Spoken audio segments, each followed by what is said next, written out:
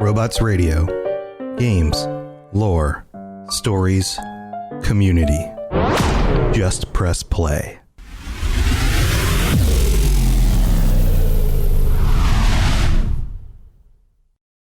This show is brought to you by our patrons at patreon.com/ElderScrollsLorecast. Robots Radio presents The Elder Scrolls Lorecast. Welcome to the Elder Scrolls Lorecast, a place where the Elder Scrolls community can come together to discuss the boundaries of our knowledge about the universe of the Elder Scrolls.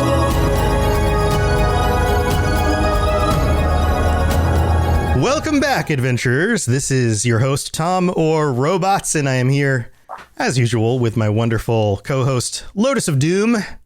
How you doing, Lotus? Hello. And this is the Elder Scrolls Lorecast. This is the show where we cover all of the details, all the wonderful lore from the Elder Scrolls games. And Lotus, how have you been? I'm pretty good.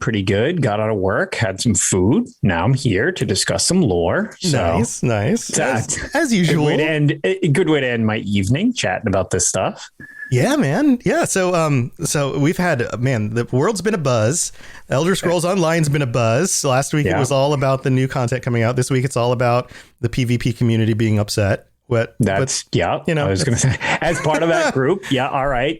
That's kind of just how it always is over here. It's kind of par for the course. On the flip side, though, without delving too much into all of that, because honestly, I'm tired of reading about it / hearing about it. There's plenty to see. One thing that all of this did spur, which is a good thing, Matt Fryer had an official forum post that kind of gave a peek behind the curtain to an extent on a little more what they're actually doing with PvP, other than the sort of nebulous thing that I think has kind of gotten on people's nerves. And I to an extent, when you don't know what's going on and the thing that you want to do isn't really progressing, I can understand the frustration there. I for the most part, have just kind of like been out of PvP a lot more just because I haven't really enjoyed a lot of their testing, and it's like it is what it is.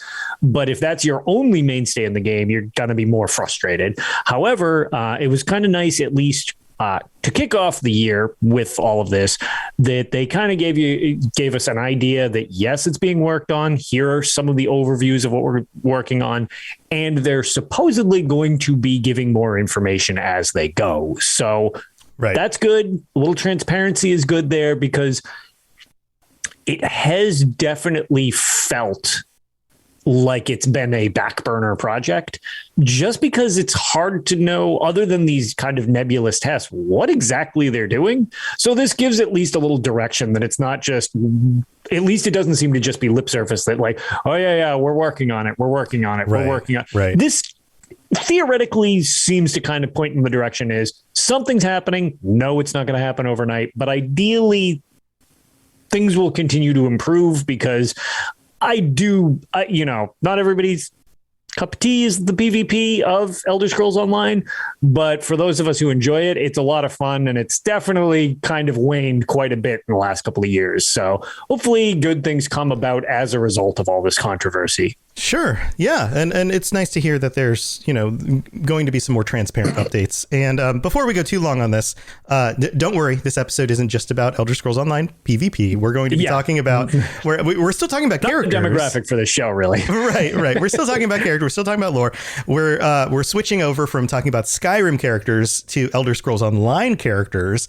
And the rest of this month, we're actually talking about the two companion characters, starting with Mirri Elendis, one of the two companions, and digging into the nature of those characters, because they're interesting. They get to follow you around in the world. And I have a feeling, and I don't know for sure, but I have a feeling we'll probably be getting more companions with some of the updates coming later this year, because of how popular these characters have been. So I thought it would be a really fun thing to dive into these characters. But to kind of wrap up our quick little PvP talk here at the beginning, for those of you who don't know, there were some things that were said in a stream, one of Rich's streams on Twitch, that were taken out of context, and it kind of riled up the community. Sure, and it wasn't a good look, to be fair. It wasn't a good look. It's one of those things where it wasn't handled very well, but it also isn't people, it involved people not on the actual dev team as well. So you're not PR trained in that regard. Exactly. So, and their opinions aren't official. Even if they're on Rich's stream, it doesn't mean that's what Rich thinks. Sure. And the other thing is, which, I mean, we do it plenty. We do it plenty over at Tales as well.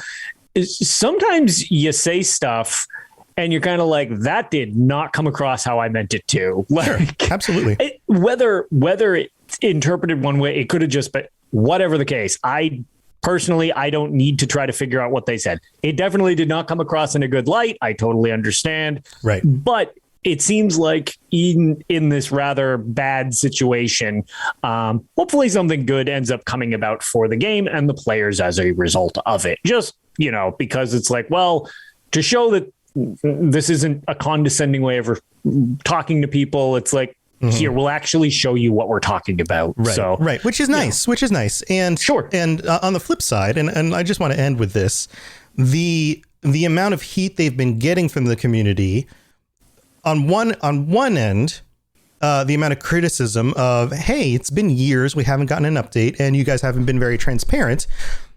Constructive criticism is never really a bad thing if it's delivered respectfully.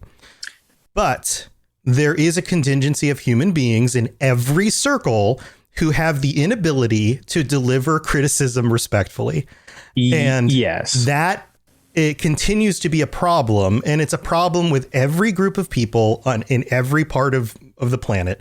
And unfortunately, with some segment of the PvP community, there are people who will they get very frustrated, which is understandable, but they use language and they use condescending words and messaging in ways that make them not look like actual adults and human beings who they themselves deserve respect either.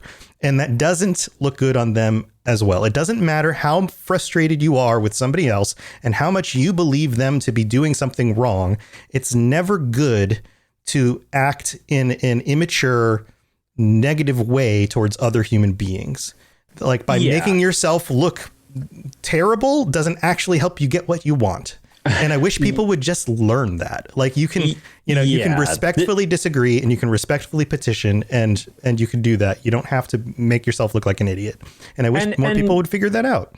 Right. And we've constantly mentioned about how, or it's specifically, I've been around the community for a very long time and most interactions are great. Like it's very enjoyable. Well, that's the thing. This is such a small percentage of every community are these people. And then they get so much attention because of the negativity that they bring.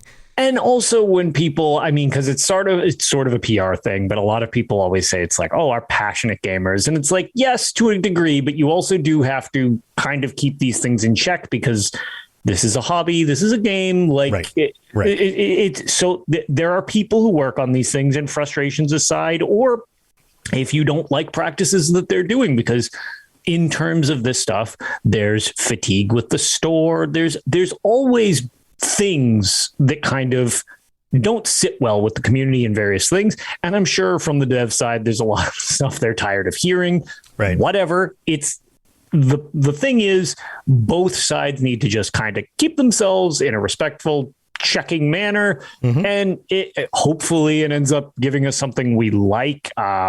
Because again, I'm never really too worried about criticizing something I don't like in game. Sure, because they, at least in my experience, are receptive to it. Because I, they don't always fix what I want because sometimes I guess they just. What I want might not be what their design is. And it's like, okay, well, it's not made just for me in this case. So, it's a weird situation that has arose, which didn't have the greatest connotations and kind of has spiraled off in a lot of things other than the original kind of starting point. And my hope is that in the end, it ends up being beneficial for the player base and everything like that.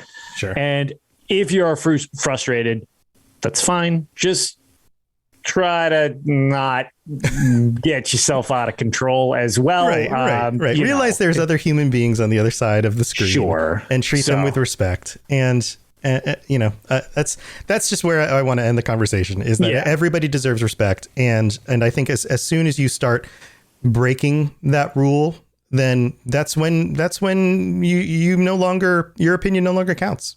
Like in my mind, like at that point you become muted. It's like being on a Twitch stream and somebody just, all of a sudden starts acting up in chat. It's like, that's when the moderators ban you. Like, right.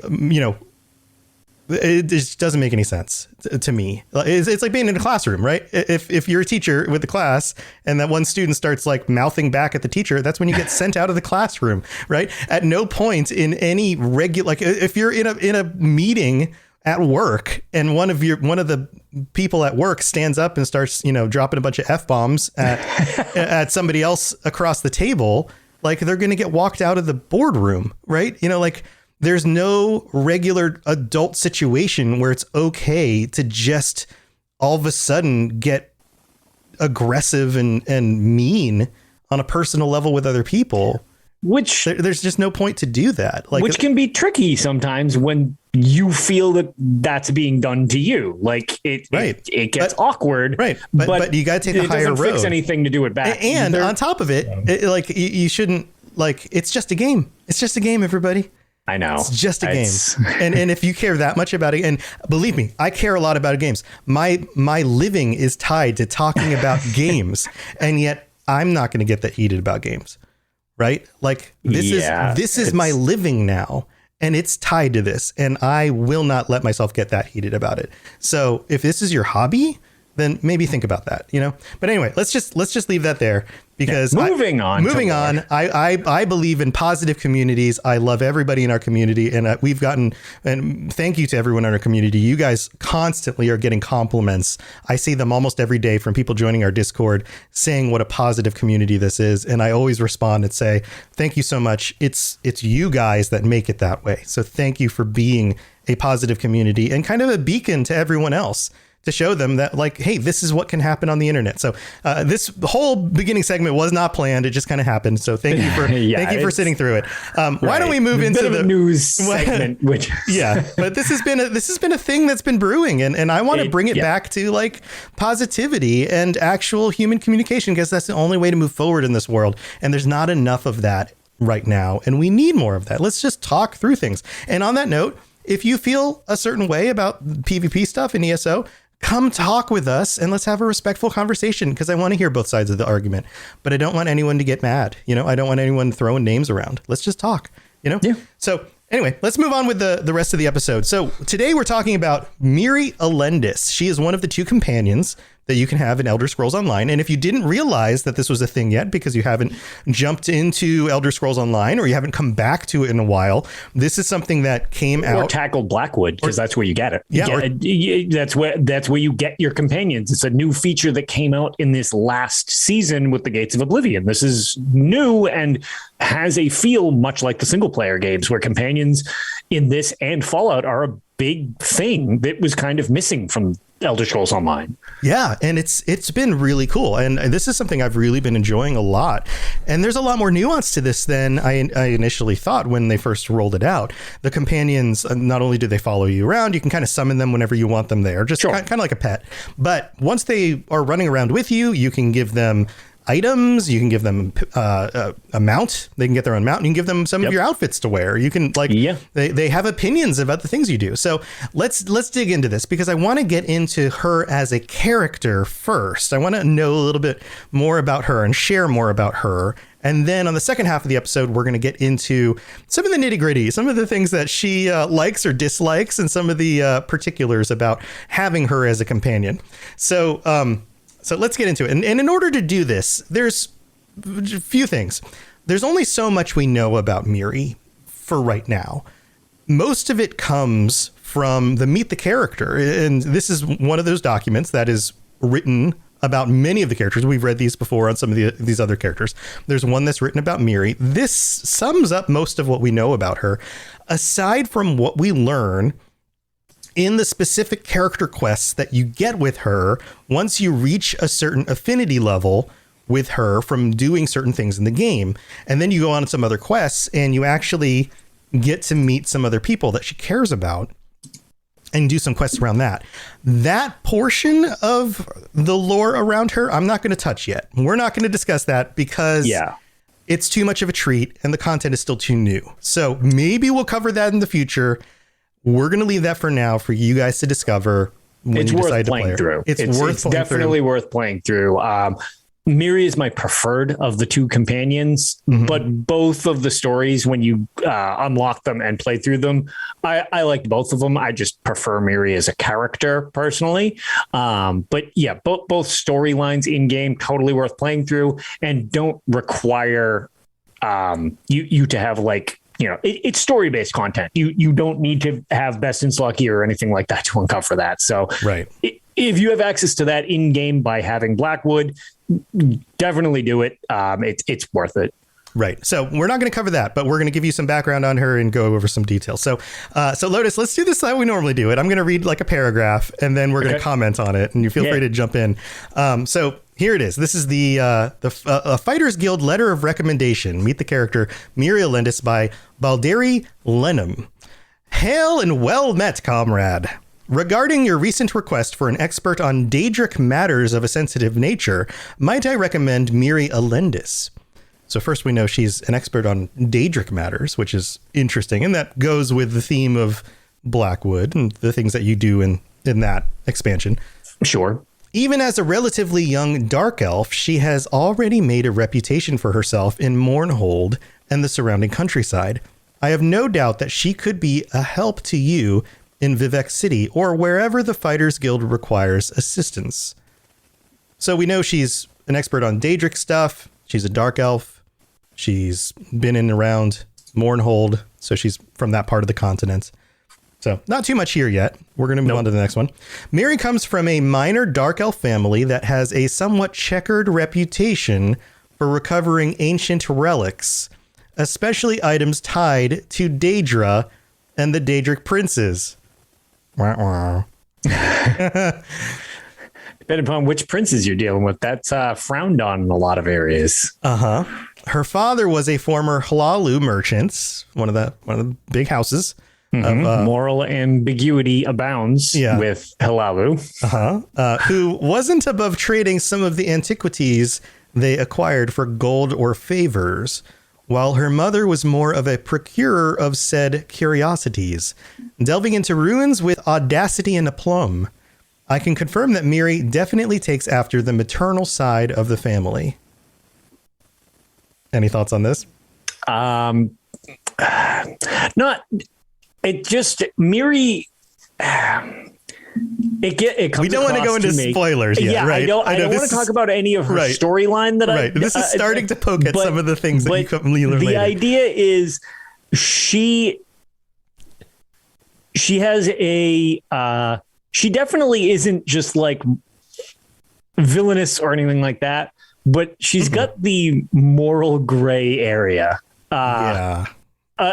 floating around her being, so to speak, in her blood. Yes. Yeah, exactly. It's maybe not necessarily always needing to be on the up and up if it's advantageous. Right. But she still has a moral compass, and we'll talk about that later. But she's not just like some Dark Brotherhood assassin who, is just whatever for money. Oh, yeah, totally. I just like to murder people or so, something like that. But and when we get into their likes and dislikes, it'll lean into that more later. Right. Mirri's work for us here in Mournhold has been a blessing, even if the Ordinators sometimes look askew at her methods. Not only has she been an asset in our study and subsequent drive to deal with the dark anchors that litter the landscape far and wide, she has also been invaluable when it comes to certain missions we have been charged with by the Tribunal Temple. I don't know how it is for you in the city of the living god Vivec, but our guild hall's proximity to Mother Amalexia encourages her to utilize us as though we were another arm of her Ordinators. It pays well, so who am I to complain? Another one of those like gray area. Yeah, very much so. Yeah. Hey, as the ends just kind of justify the means, I feel like is a good situation for her, as long as you're not just completely off the rails type of deal. Mm-hmm. Yeah, and they started mentioning Vivek, Almalexia, the tribunal. So it goes on and says, luckily, Mirri holds the tribunal in high esteem, and though she is nowhere near what any of us would call orthodox, she possesses a driving interest in the anticipations and how they relate to the living gods. Now, reminder, the anticipations are Daedric princes. So this is tying back, right, to the other one. And it's ingrained in Dark Elf culture quite a bit. Right. The Dunmer deal with some Daedra in a positive way, and then they have their House of Troubles as well, which, those are the ones that they kind of steer away from. So again, other groups might consider this a little less savory. And that's why we get into the gray area a little bit with morality in Tamriel. Right. So the anticipations being the anticipations of the living tribunal, right? Azura, Uithia, and Mephala. Yep. So she has a generally positive. In fact, she holds them in high esteem. She looks up to them. So that if you are not a fan of Daedric princes, then you might clash with Mirri on some of those topics. A little bit. And then it goes on and says, so tracking down relics related to the anticipations for the tribunal has solidified her position as a worthy consultant in all matters concerning the Daedra. She isn't a worshiper of the Daedra, if that's your concern. So she looks up to them, but she doesn't worship them. But she has analyzed them the way a Quama miner studies every aspect of the insects they keep and the eggs those creatures lay.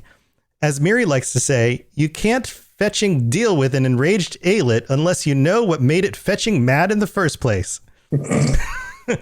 For that reason, she has dedicated herself to knowing all she can about Daedra and Daedric relics. She can't fetching no.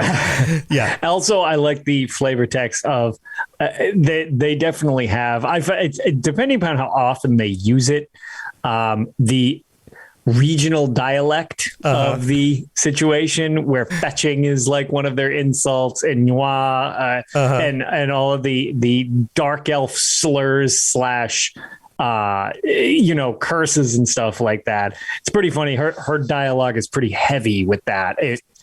If those were legitimate like swears in our word, I feel like she's kind of like the trucker companion of the two. Yeah, Olivia in chat says Mirri be cursing like a sailor. Like a sailor, yeah. Exactly. That's exactly it. Yeah, fetching in this is like frack in what was it, Battlestar Galactica. Oh, okay. All right. Fracking. Yeah, just close enough, but not there. Yep, close enough. Yep.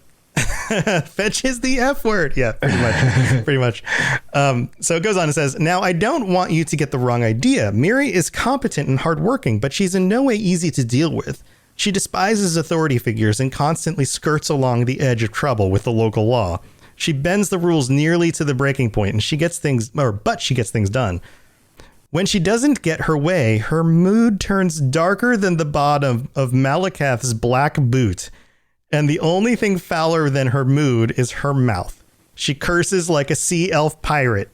I remember the first time she graced our hall with her presence. Mirri felt that Saurus Rothan had insulted her in some way. She unleashed a barrage of profanities upon the poor sod that ended by proclaiming him a scrib-sucking swit with lips an Aelit would kiss. We laughed for nearly an hour over that. So yes, a sea elf pirate, to be more specific. Uh-huh. Yep. So again, Sailor Mirri in this case. Yes. Yeah. And she's constantly dropping little, both companions drop little lines of flavor text as you run around. In fact, you can change them in the game. You can make them more or less often. I really like that. I didn't realize that at first, but the more you want them to speak, you can up or lower the frequency in which they will actually comment on situations in game. And some of the comments I find really fascinating. I actually Not sure how far down it. Whatever. One just on comments, I'll just add it here since we were just discussing like the little commentaries they have. One thing, and I actually have it on video. I was going to post it. I just didn't have enough time before I got. I have between being at work, I haven't had a chance to post it. But it's a little video clip that I got that I wanted to post just because I'm not sure. I've played Blackwood since it's been out. I usually have a companion floating around with me unless I'm like in a group where they're not allowed because there's too many of us or we're in PvP. I summoned my, I have a Betty Netch as a non-combat pet in game. Right. And I just like to have it floating around by me. And she actually acknowledges the Betty Netch specifically, which I thought was fascinating. I summoned it and it floats in from the side and she was like, "Oh, hello there, little one." And I was like, that is so cool. That's great.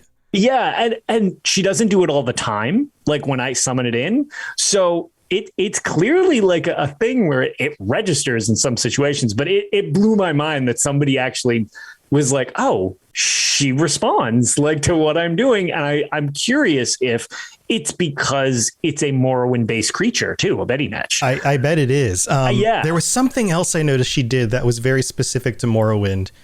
Was it, it might've been a mount. Maybe it was a Guar mount or something. There was something that happened.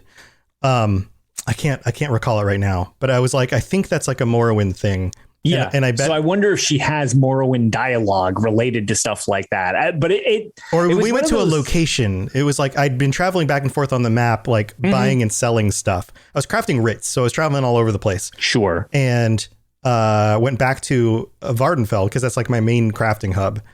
And she had Vardenfell specific dialogue.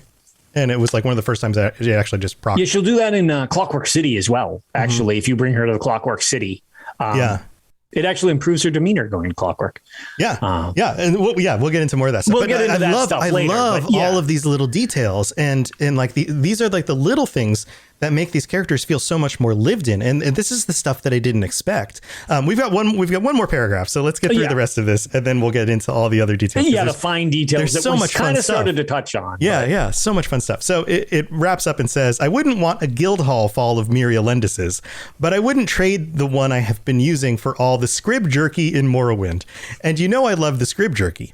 If you need a Daedric consultant to delve into the ruins and tombs that decorate the Vardenfell wilderness, or if you have a mission that requires Daedric expertise in Blackwood or anywhere else in Tamriel, you wouldn't find a better hire than Mirri Elendis. On that, you have my word." And then it's signed at the bottom. So, she's full of personality. She's a little morally gray. She talks like a pirate. She's a dark elf. What else? What else do you want? Like, she's awesome. It's hit with a lot of people too. Yes. So I'm excited to see what else they do with other potential companions. But yeah, pretty good one so far. So yeah, they filled out the writing on them quite a bit. Kind of more than I expected with companions. Honestly, like when I heard about them, I was less interested in them than when I got them. I was actually kind of surprised how much I liked them. Just to have around. Like I don't really RP or anything like that, but just having them float around while I'm questing or whatever. It's just like, oh yeah, they chime in with random things. They help out with random things. I'm not going to bring them into like vet trials, but like they're a nice little flavor to just have floating around. Absolutely. And I too was surprised. I kind of thought that they would just kind of be a thing, just they're there. They do a little bit of extra damage. They say some generic things, but the fact that they fleshed them out so much. And I was a little disappointed when they were like, "Oh, there's going to be 2 and we're probably not going to get any for a while until maybe the next big expansion drops." And I was like, man, why is that? Like, maybe they're just feeling it out. But now that we've lived with the companions for a while and seeing how involved they are, like it makes sense. They put a lot of work into these characters. There's a lot here. Like they really took the time to build these characters out and put a lot of work into them. So knowing that they did that, I would rather have 2 characters this involved than 4 characters less involved. Yeah, for sure. From. So, all right. Well, we got to go thank our patrons. So we'll be right back. And then we're going to delve even deeper into Mirri Elendis and some of the things that she brings with you when you bring her on your quests. So we'll be right back. The skies are marked with numberless sparks, each a fire, and every one a sign. All right, so here we are in the middle of the show. We don't have any brand new patrons this week, but we do have our regular patrons, all 58 of you guys. So thank you very, very much for being here, including our Daedric Princes, Mr. Gami Boy and Noodle Al Dente. Thank you for being our Daedric Princes, and all 56 of you. And if we've done anything to help you get through your workday, your workout, you're driving to work, or you're mailing in your yearly insurance thing that you forgot that you got 2 months ago, and then it sat on your desk until you realized it today, and then you were like, oh crap, it's probably late, but you wrote out the thing and put it in the mail today anyway. Again, these very specific scenarios where people listen to us, it's really, really shocking. If you happen to be listening to a podcast when that happened, because you're really good at keeping up with the physical mail where you have to actually write a physical check. Oh, snail mail. Who even does that anymore? But if we helped you do that, then go to patreon.com/Elder Scrolls Lorecast and check out all the different tiers where you can get ad-free episodes and join us on future episodes of the show and get a t-shirt, because, oh man, all of those t-shirts have been going out. Absolutely. Thank you for via snail mail. Via snail mail. Well, you can't send a t-shirt digitally. There are no NFTs for t-shirts yet. Oh God. Maybe I should sell. Maybe that's what I need to do. I need to take the designs for the t-shirts and sell them as NFTs. Oh my. How much would you guys pay for the NFTs of the... Never mind. I'm not going to do that. I feel like people would pay to make you not do that. People are going to get mad at me. They'll be like, screw this podcast. I hate it. Tom's trying to make NFTs. He's going to rob us. Okay, I'm not making NFTs. I promise I'm not going to do it. Rob the princess. Don't worry. It was a joke. I promise it was a joke. No, nobody's making NFTs. Nobody's making NFTs off of the podcast t-shirts. Don't worry. Not to and derail, if they are, NFTs aren't real. And if they are, I'm gonna sue them because I made those designs. They're mine. They're because you can't steal my designs, internet.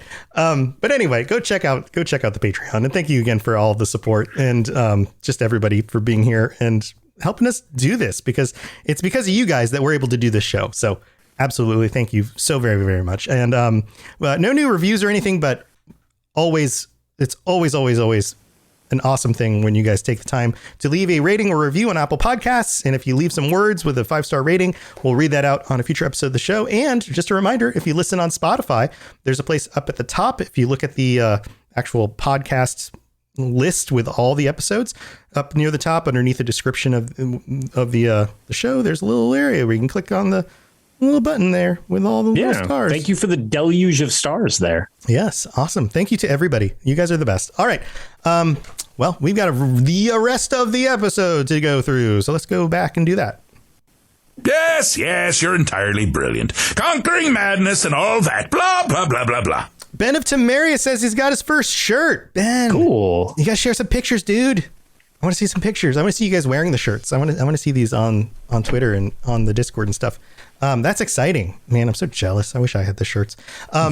Anyway, so let's talk more about Mirri Elendis. So there some of the fun things. I'm going to talk about the things that she approves of and disapproves of, because this is one of my favorite things about these companions, because it's kind of like some of the companions in like Fallout or, in Skyrim. Like there's certain things that they like and certain things that they don't like. And in order to get to the point where she trusts you enough to unlock the other quests, you have to get up to a high enough rapport for those things to unlock. And each of the things you do when she's around you, like equipped and actually out, will affect that rating. So this is something you want to be aware of, because if you're not paying attention, you could be doing things with her and just like completely wreck that score if you're not paying attention to it. So let's go through the disapproval stuff first, because these are the things you have to look out for. And they also give us a little bit more of a glimpse into her personality, which is what I also like. So here we go. The list is fairly short. The first thing is engaging any friendly NPC in combat and killing them. She doesn't like that. Yeah. Back to the moral gray area, not a psychopath. She does have some degree of moral compass, hence why I specifically had mentioned the Dark Brotherhood thing being a little too far. Yeah. So that makes sense. just like going murdering people. Not into that. All right. But stealing, a little more ambiguity there. Stealing, fine with. Next on the list, using the Blade of Woe. So for anybody who doesn't play Elder Scrolls Online, the Blade of the Woe is an item you get from the Dark Brotherhood expansion, the DLC, where you can use it to get like a one-hit kill on enemies when you sneak up on them. Yeah. And if you use it on a friendly NPC, she really doesn't like. It's like a negative 25. Yeah, I mean, at that point, you're just performing an assassination on just another person, a citizen of Tamriel. Right. You're just walking up against, like, Joe is out there, on his farm, just like farming away. Right. And you just sneak up on a poor farmer dude and just stab him. And then boom, murder time. And she's like, what are you doing? And she's not a fan. Not a fan of that at all. All right. Successful completion of Sacrament quest. Negative 25 points. Again, carrying out a Dark Brotherhood contract. Not a fan. As we know from the Dark Brotherhood, those contracts are not based on if the person deserves it. It's based on somebody taking out a black sacrament on that person and you fulfilling it. She's not okay with that. So general point here is, if you're going to be doing Dark Brotherhood stuff, don't bring her along with you. As much she's as not going to like that. She seems like she might be handy. Don't. Just put her away. Send her home. Say, go back to Mournhold. Do your thing for a while. Skilled, yes. Dark Brotherhood, no. Yep. I'm gonna go do my thing for a little while, Mirri. You go. Oh, don't worry. What am I gonna go do? I'm just gonna. Don't worry about it. And don't worry, pretty little head, about it. I'll be back later. Yeah. And just like let her go. So collecting Torchbug or Butterfly, -1. Just not a fan of you picking those bugs out of the air. That is super frustrating. Yeah, I know. I grabbed one the other day. I was standing up on a hill in Vardenfell. I had just got done crafting some stuff, doing my writs and things. And then I was looking at my skills and equipped a different skill line. And I was like, maybe I'll try out this other ability on that, like,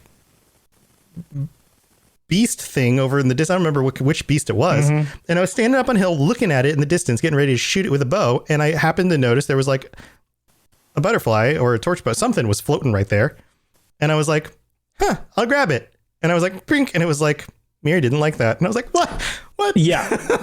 So the worst is if you go to Rivenspire, because there are torch bugs everywhere in Rivenspire, including in front of most of the way shrines. And when you try to click on the way shrine, you rip the wings off a torch bug and Mirri gets upset with you right before you fast travel. Very annoying. No bueno, Mirri. I didn't mean to. It was an accident. Let it go. Yeah, the hitbox is too big on those little guys. I'm sorry. Yeah. And the hitbox is on my one complaint is the hitbox on the companions is actually pretty large. Especially when you're using a controller, because the jump button is the same as the talk button. Is the talk button, right? Yes. So there have been times when I've been like, I'm gonna jump over this wall. Talk to Mirri. No, I'm gonna jump over and talk to Mirri. Crap. Oh yeah. I wish they would just make it a different button or like a press and hold or something. Yeah, or do like a synergy to talk to them, like a separate synergy. Yeah. You could always do something like that. Right. Or just hold her summon button. Yeah, sure. Like, you have to hold her summon button for 2 seconds for your start combo. That would be great. That would be so much better. Okay, so 3 more disapprovals. This one's great. It's very simple. Use a ship. Yeah, she doesn't like ship. She talks like a pirate, but she ain't no pirate. Yeah, I don't get it. I don't understand. There's not even in no website have I seen the actual amount of negative affinity that this actually brings. I haven't tested it out yet, but she doesn't like it if you get on a ship. I usually just fast travel. You know how like you have quests and they're like, get on the ship and or go to this location. I never do that. I just fast travel to the shrine that's closest. To the shore. Right. But you get on a ship. She's like, no, don't do it. Maybe she has severe motion sickness. Yeah, she gets seasick, maybe? She just gets seasick and pukes the whole way. Yeah, she's just like, she just turns, the greenest shade of dark elf? Exactly, yep. Whatever shade that is? I mean, that's like a gray green, like a purpley Fetching boats. yeah. So here's another one. Using Blade of Woe on an NPC additional times while the other is still on cooldown. What? I don't know what that means. Using Blade of Woe on an NPC additional times while the other is still on cooldown. So I've had her be upset at me for using the Blade of Woe on an enemy before. Like, yeah, an evil she doesn't NPC. like the Blade of Woe. She just doesn't like it at all. She just does not like that mechanic. And so maybe when the other is on cooldown, meaning like they're unaware, like they're not active or something, like sneaking up on somebody and using it. Yeah, she's maybe like, that's it. Like, but she didn't like that. So yeah, learned I just know quickly. she doesn't like the Blade of Woe. No matter what you're doing, don't use the Blade of Woe. Nope. And then the last one here, that's a -5 points. And then the last one here is entering the Dark Brotherhood Sanctuary. You can't even go in. Yeah, It's she just -10 doesn't points. want anything to do with the Dark Brotherhood. You go in there and she's like, it just freaks her out. She's like, well, Clearly a fan of the Morag Tong instead. yeah, probably. Well, I mean, at least that one's sanctioned, by her people.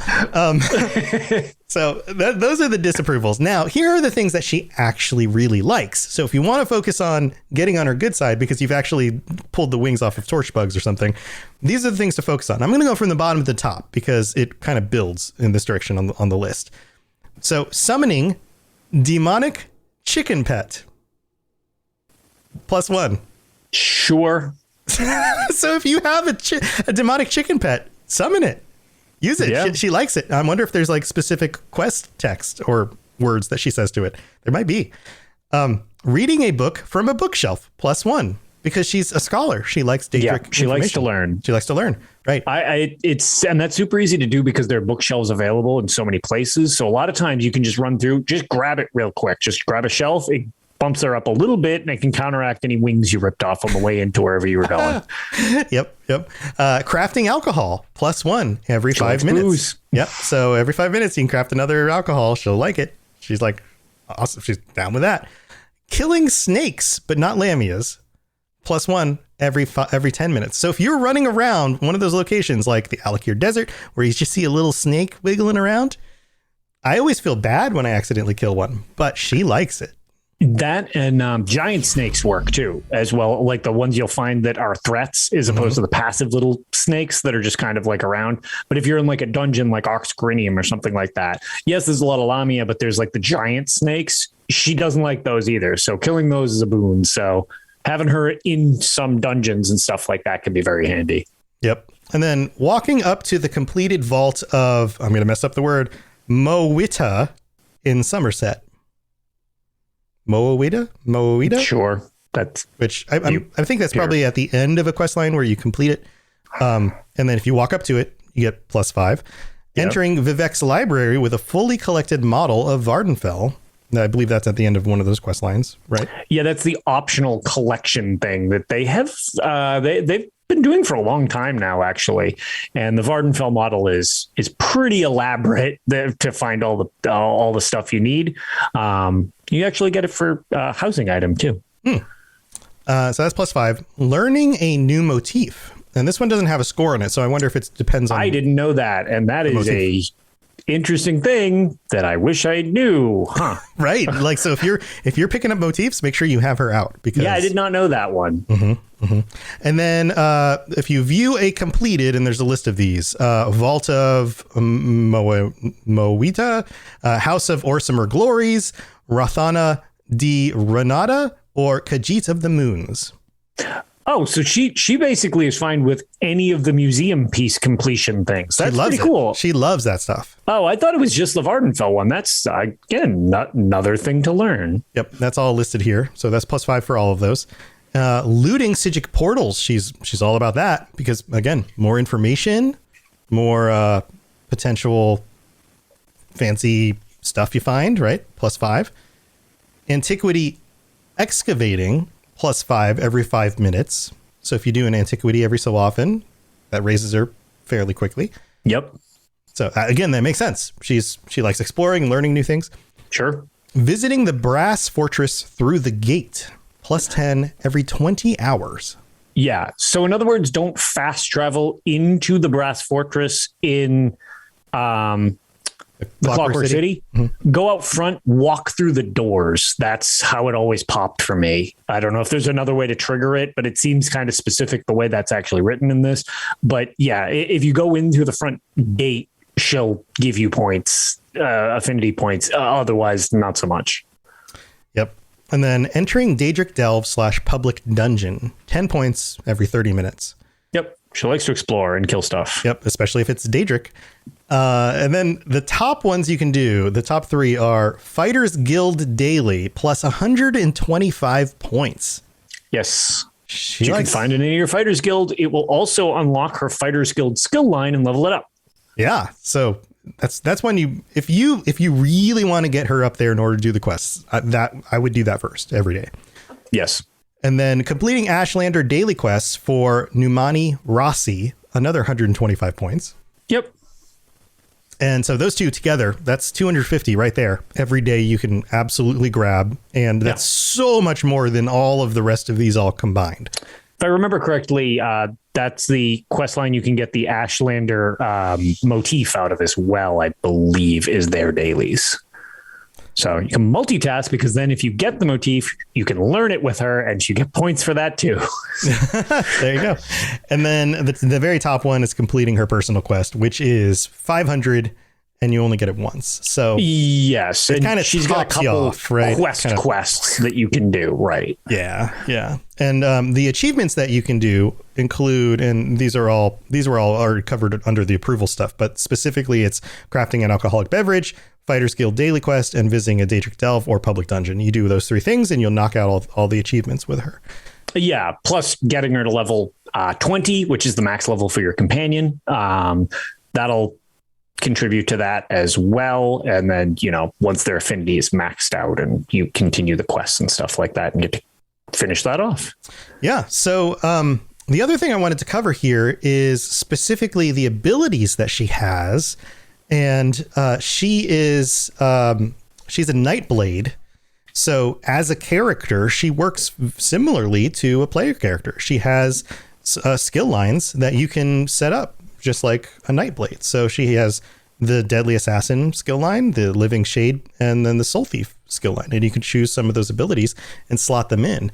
And then her expertise, which is kind of her bonus for having her around, is, and again, it makes sense for her character. Treasure chests found through treasure maps and in the overland have a 30% chance to provide additional loot from hidden compartments. The treasure from these hidden compartments may contain additional gold, sellables, or recipes. So if you are going out there looking for treasure, finding, using your treasure maps, doing those things, make sure you bring her with you because you'll get extra stuff. And it pops pretty regularly in my experience because she's usually the one traveling around with me, and I get those little hidden bags constantly. Yeah, that's awesome. So decent amount of the time it's gold too. And I think, since my character's an Imperial, you get a degree of, I believe it's a 1% gold experience, gold bonus to my character. But regardless, I don't know if the CP affects it as well. It might, but either way, it's basically about like the equivalent of opening an extra treasure chest in my experience. You get an extra $100. That's great. Which doesn't sound like much, but it adds up. Like, especially if you're opening stuff all the time, it's just like, yeah, okay. Yeah, cover your repair costs or whatever. Every little bit adds up for sure. Anything else that you want to cover with her? Anything else that kind of stood out for you? No, specifically with her, she's my preferred of the 2 companions. I have her spec'd out into a damage dealer in my game, which has been pretty useful. One thing that is just related to all companions, but again, it's kind of helpful if you're out doing stuff anyways, is we had mentioned you can gear them up. You can dress them in whatever costume you want. You can pick which mount they wear and stuff like that. They don't wear. Well, I guess they could. That's dark. But but which mount they ride around on. The costume thing is actually pretty neat because it's not just you can put them in a costume, but the entire outfitting system that is kind of so lauded in this game because you can use any motifs, and it entirely applies to them as well. When you have companions unlocked, when you have it have one of them summoned, you go and it opens up a thing, like an extra slot where you fully design what they look like, which is really cool, especially because a lot of people like fashion scrolls as like their go-to. Me, I'm people. There you go. Housing, fashion stuff. Yeah. There you go. Yeah. So that's a really cool feature. But one thing that I always try to remember is when you're picking stuff up, they have their own set of gear. And you know what you want them to do and what traits they have and stuff like that is based on that, just like with you gearing up your character. Something to note, always have them available if you're interested in that, because if they are out, the game will calculate that they exist and it will drop you items. There's a chance items will drop for your companion. If you don't have a companion summoned, the game will not roll you companion gear. So they will never actually get anything. So if it's something you want to use, make sure they just exist, because when you're looting, there's a chance that you're going to get stuff for them. And it does make a substantial difference in them. From an end game perspective, obviously they're not the most like valuable type of thing. It's more of a fun adventuring thing and whatever. However, I've got my Mirri pretty geared, especially for a companion. And not to flex my Mirri character, but just going to say she lasts through most like world bosses and incursions in game. Next to dead players all the time. So I'm just saying it does make a difference. Like she might not dodge in time all the time, but you can get her so that she's actually pretty durable, or, you know, she can do an okay amount of damage as just a backup type of deal. So it's like, they're not without their uses just to have with you. There's no real negative to having them with you. Not at all. So my main character is a Nightblade, and he does a lot of single focused damage. Yep. I've got him spec'd out. He hits with a bow from a distance and then gets in there real close and single target slayer. Choppy. And then the health bar goes and disappears. And then I focus somebody else and just and there goes the health bar. Right. And but of course the Nightblade is kind of a glass cannon for being a single player target killer. So my Mirri can do some damage, but she has a healing staff. So she's always there. Is more of a healer. She's always there hanging out behind me, just hanging out. She's like, every so often when I just need to top off my health, she's like, wing, and there goes my health. I'm just right back up. And see, that's the benefit there. Whereas a lot of times I'm running around as a tank, so I'm not the quickest at breezing through stuff. Whereas I have my Mirri equipped with a bow, so in my case, Mirri's nuking stuff from orbit while I'm up there doing what I do. So it just speeds up my questing as well. Yeah. And I don't need to respec for it. Augments the thing that you're weaker on, right? Yeah. And that happens for me too. So now, I've been going through some zones that I didn't really complete everything on, and I can run up and I can solo world bosses so much easier because. Whereas a Nightblade on a world boss sometimes is just a little too squishy, because if you get hit by something and it just happens to do too much damage, you go down because you can't tank a whole lot when you're that squishy. But as long as I can survive that hit, she usually can help top me back off. There you go. And then sometimes, and I've got some survivability stuff slotted for when I'm just questing in the world, but sometimes I just don't heal fast enough. And and that extra little boost of health from her is enough to keep me around long enough to keep just chewing on the boss until the boss is dead.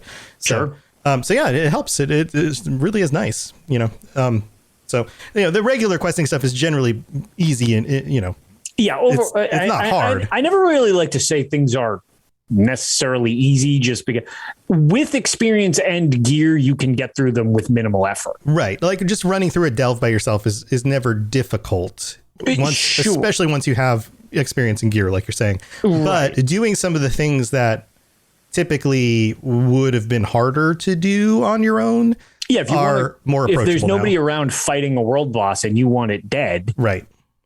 that's more intensive Yeah. than fighting a small pack of aelits out in the field or something like that. Right. Yeah. I'm less scared to try it out now because of the companion. There were definitely, it was definitely more often before that I, with this character that I would just be like, I'm probably not going to be able to do it. Now I feel like there's a good, maybe 4 out of 5 chance that I'll actually be able to take it on. Buffer that kind of makes it so that you don't need to be more on the quote unquote elite side to be doing higher end stuff, because you've got this little backup until actual players arrive to maybe give you help as well. Yeah. So I've been able to actually get through, like, I don't know, the last 4 out of the last 5 that I've tackled on my own by myself in zones that just aren't that busy right now. So it's been great. It's been really, really nice. So that's Mirri Elendis, and there's some quests that we don't want to spoil, but go play them. Yeah, they're very definitely cool. Worth doing, and who knows, we might get more stuff around these companion characters. I think it would be really cool to have now that they're actually in the game, to have new content coming out and even have them like recognized or referenced by characters that you meet in new content, saying things like, oh, you and your companion, oh, I know her. That'd be neat, things like that. Who knows, maybe that sure, that that'd be pretty cool, actually. Could show up, because they do create dynamic dialogue sometimes depending on circumstances, so that could be a thing. But who knows. So before we do our sign off, just want to remind everybody that on Thursday nights after the Elder Scrolls Lorecast, we have our Naked Questing group on Elder Scrolls Online on PC. I'm just going to call it our Naked Mob at this point, because it's just a bunch of us. I like Naked Mob's a good name for it. Yeah, it's just a bunch of us running around doing a bunch of quests, trying to get through all the content in the game naked.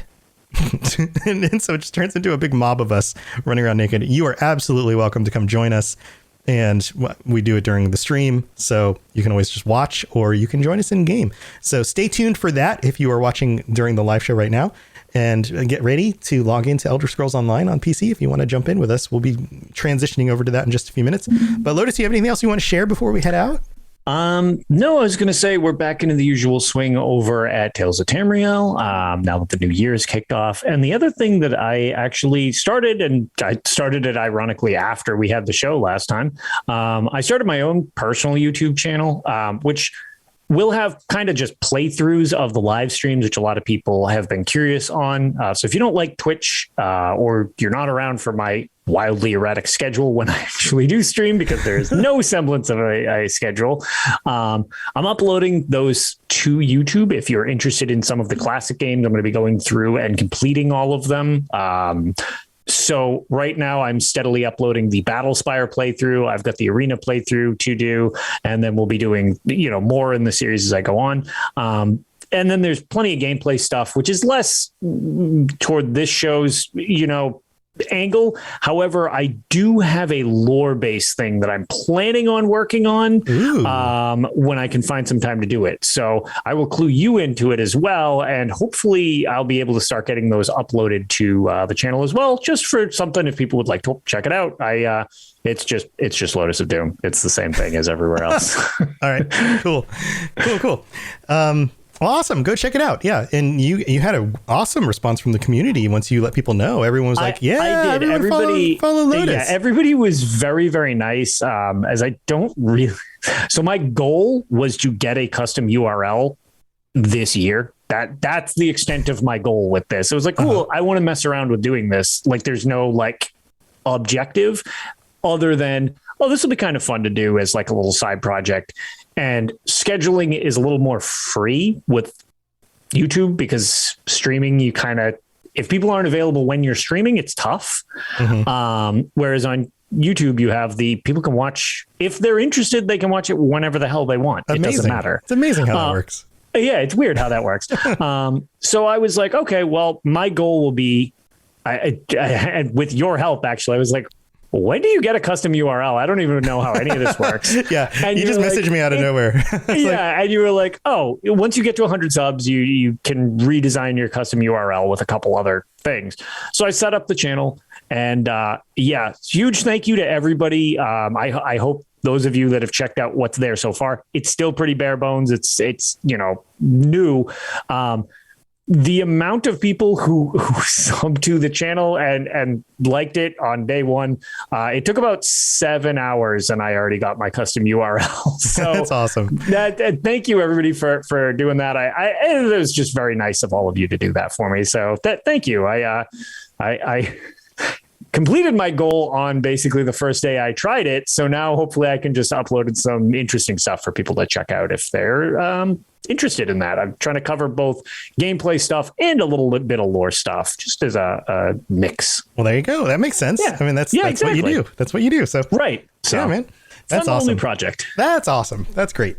Well, let's see. I've got my stuff. There's the robotsradio.net website. So if you're looking for podcasts, you're looking for the shows that I do, all the different lore casts, or other shows on the network, or you are interested in starting your own podcast and you're interested in either the book that I wrote called Video Game Podcasting, or joining us on the Robots Radio Rocket Club, and you would like to join the mentorship program for shows starting their own podcast and want to be associated with the network, then all of that stuff is at robotsradio.net. And just a reminder, lately, I've been streaming every night of the week, except for Saturday nights, unless I get some extra time on Saturday nights. But every other night of the week, streaming games, playing things like Elder Scrolls Online, Skyrim with my mom, and stuff like that. And I'd love to have you come hang out with me on the other nights during the week when there aren't podcasts, but otherwise podcasts on the other nights.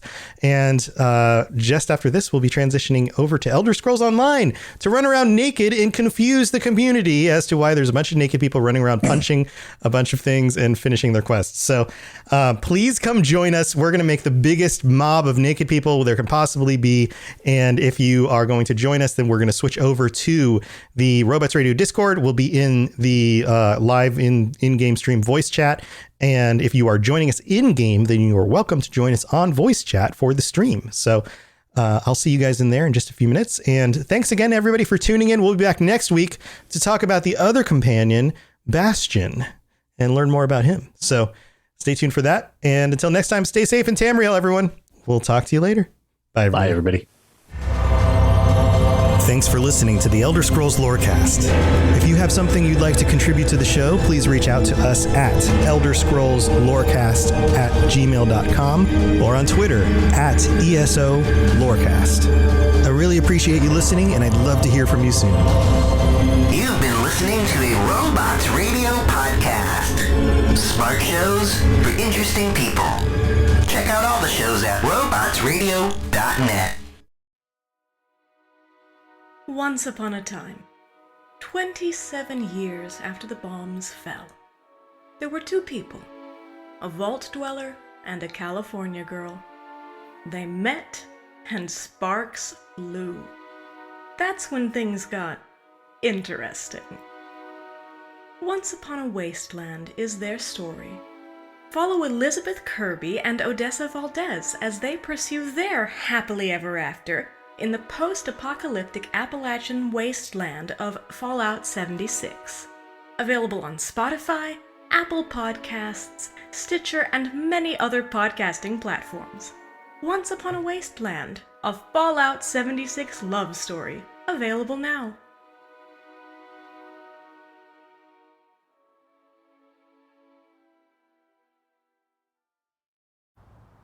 Hey, sweetie, your mother showed me this Carvana thing for selling the car. I'm gonna give it a try. Wish me luck. Me again. I put in the license plate. It gave me an offer. Unbelievable. Okay, I accepted the offer. They're picking it up Tuesday from the driveway. I haven't even left my chair. It's done. The car's gone. I'm holding a check. Anyway, Carvana, give it a whirl. Love ya. So good, you'll want to leave a voicemail about it. Sell your car today on Carvana. Pickup fees may apply.